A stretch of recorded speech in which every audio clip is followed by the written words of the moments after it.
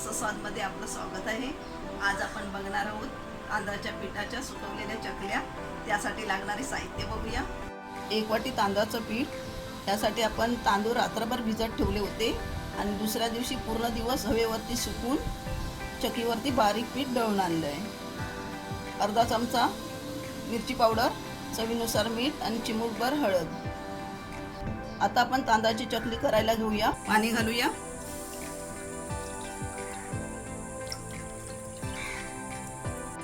2.5 वाटी पाणी आपण घातलं आहे। पाण्याला चांगली उकळी देऊया। चवीनुसार मीठ, हळद, मिरची पावडर चांगलं ढवळून घेऊया। पाण्याला उकळी आली आहे। गॅस स्लो करूया आणि पीठ घालून घेऊया।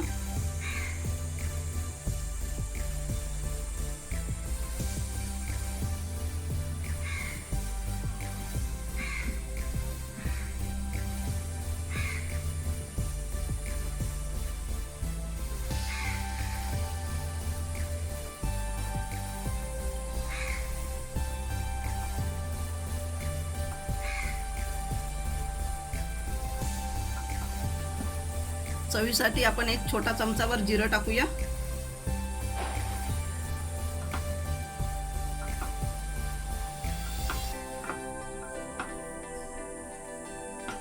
तांदळाच्या चकल्या चवीला खूप छान लागतात।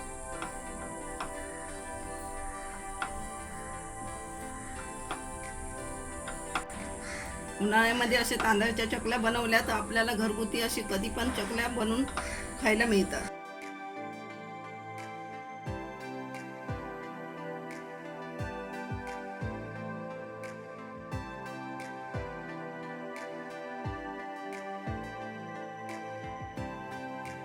पीठ आपलं चांगलं बनवून झालं आहे। गॅस बंद करूया। चकलीचं पीठ थंड झालं आहे।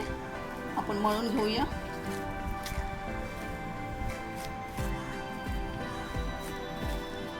एकदम पीठ नरम आहे।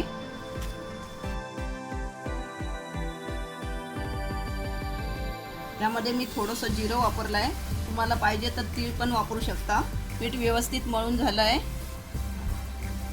ह्या चकलीच्या साच्याने आपण चकली बनवणार आहोत। पीठ चांगलं मळून घेतलं, एकदम नरम पीठ आहे। आता आपण हे साच्यामध्ये घालून घेऊया। साच्यात घालते वेळी साच्यामध्ये तेल लावायचं नाही किंवा हाताला पण तेल लावायचं नाही।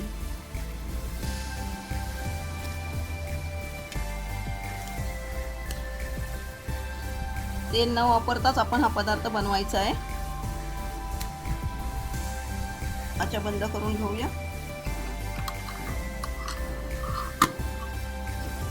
चकली पाडून घेऊया।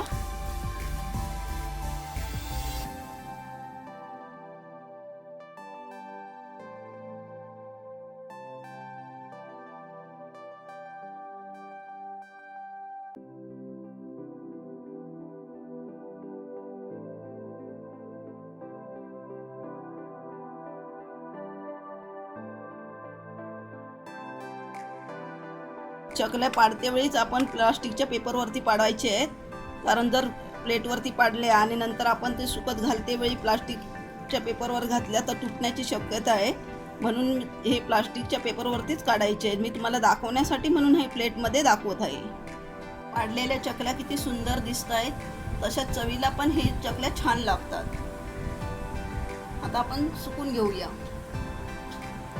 चकल्या आपण उन्हात 2 दिवस सुकवून घेतले आणि हे व्यवस्थित सुकलेले आहेत। आता आपण हे फ्राय करून बघूया। तेल तापलेलं आहे। चकली घालूया।